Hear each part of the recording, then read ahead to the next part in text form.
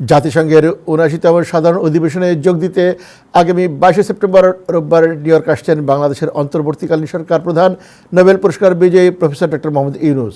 তার new York সফরকালীন সময়ে Bangladesh society একটি অরাজনৈতিক সংগঠন হিসাবে ডক্টর ইউনূসকে নাগরিক সম্বর্ধনা দিতে চায়। সোসাইটির দাবি, ডক্টর ইউনূস একজন বিশ্ববরেণ্য সম্মানিত এবং নিরপেক্ষ ব্যক্তি, তাই প্রবাসীদের পক্ষ থেকে তাকে সম্বর্ধিত করার দাবিদার বাংলাদেশ সোসাইটি। বিস্তারিত রিপোর্টে। বাংলাদেশের অন্তর্বর্তীকালীন সরকার প্রধান নোবেল পুরস্কার বিজয়ী প্রফেসর ডক্টর মোহাম্মদ ইউনূস এবারের জাতিসংঘের ৭৯তম অধিবেশনে যোগ দিতে নিউ ইয়র্ক আসছেন আগামী ২২ সেপ্টেম্বর। তিনি জাতিসংঘে ভাষণ দেবেন ২৭ সেপ্টেম্বর। তার নিউ ইয়র্ক সফরকালীন সময়ে সরকার প্রধান হিসেবে তাকে নাগরিক সম্বর্ধনা দিতে চায় বাংলাদেশ সোসাইটি।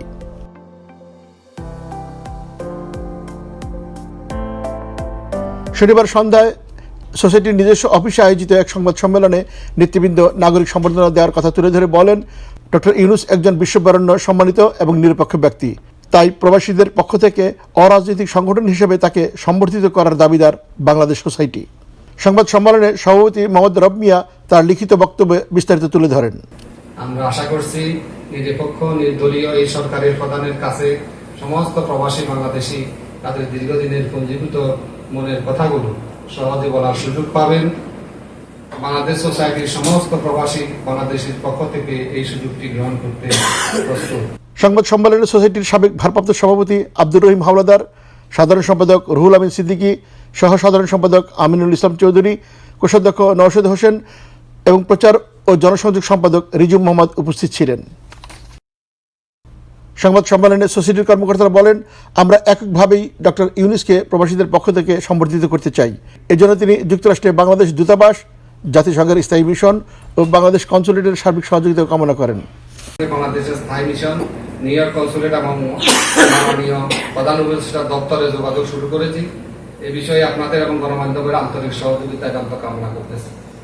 আপনাদের এখানে আমাদের মাননীয় উপদেষ্টার সাথে সরাসরি যোগাযোগ আছে, আমি জানি দুই একজনকে। আমি তাদেরকে আন্তরিকভাবে ধন্যবাদ জানাই যে আপনারা ওনার সাথে যোগাযোগ রক্ষা করেন এবং আপনাদের পেয়ে আমি অত্যন্ত ধন্য। আপনাদের যাদের যোগাযোগ আছে আপনারা বলবেন আমাদের কথা, যে বাংলাদেশ সোসাইটির কথা, যে এখানে যদি কিছু বলতে হয় বাংলাদেশ সোসাইটি যেন মাধ্যমে যেন আসে। সংবাদ সম্মেলনে নিউ ইয়র্ক ঢাকা রুটে বিমান চালু, পাসপোর্ট, এনআইডি কার্ড ও ভোটার হওয়া সহ প্রবাসীদের যৌক্তিক দাবির কথাও তুলে ধরেন সোসাইটির কর্মকর্তারা। নিউ ইয়র্ক থেকে একসময় বাংলাদেশ বিমান ছিল, আমাদের যাওয়া আসার অনেক সুবিধা ছিল। সেখানে আমাদের বাংলাদেশি যারা এখানে মৃত্যুবরণ করতেন তাদের লাশগুলো এখান থেকে আমরা বিনা পয়সায় পাঠাতে পারতাম। এখন বাংলাদেশ সোসাইটি, বাংলাদেশ সরকারের অদেশনীয়তার কারণে আমরা বলবো, সেই বিএনপি আওয়ামী লীগ সরকার যখন ছিল তারা বিভিন্ন প্রকারের চেষ্টা করার তদবির করার ফলে আমরা সবসময় তাদের মন্ত্রী মিনিস্টার যখন আসছে আমরা তাদেরকে বলছি এই বিষয়টা, কিন্তু তারা সুরাহ করতে পারেনি। কানাডা থেকে যদি প্রত্যেকটা ফ্লাইট ফুল হয়, কানাডা থেকে আমেরিকাতে আমাদের নিউ ইয়র্কে এখানে কি লোক কম আছে? কম নাই।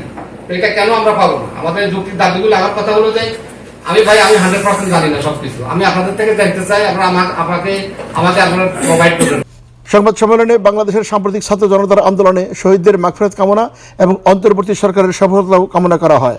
আজ আমি এই আন্দোলনের মাধ্যমে আমরা এখান থেকে আন্দোলন করছি, যারা শহীদ হয়েছে তাদের আত্মার মাগফিরাত কামনা করছি এবং যারা অসুস্থ আছে সুস্থতা কামনা করছি এবং বর্তমান সরকার যে হাল ধরেছে দোয়া করছে তারা যেন সঠিকভাবে দেশকে পরিচালিত করতে পারে এবং পরবর্তী সুষ্ঠু নির্বাচনের মাধ্যমে একটি গণতান্ত্রিক সরকারের হাতে ক্ষমতা হস্তান্তর করতে পারে। বাংলাদেশের সরকার প্রধান হিসেবে এবারের জাতিসংঘের সাধারণ অধিবেশনে ডক্টর মোহাম্মদ ইউনূসের প্রথম যোগদান, তাই যুক্তরাষ্ট্র প্রবাসী বাংলাদেশি সহ ভিনদেশীদের বিশেষ আগ্রহ তার নিউ ইয়র্ক সফর। আর অরাজনৈতিক সংগঠন হিসেবে প্রবাসী বাংলাদেশিদের পক্ষ থেকে ডক্টর ইউনূসকে নাগরিক সম্বর্ধনা দিতে চায় বাংলাদেশ সোসাইটি।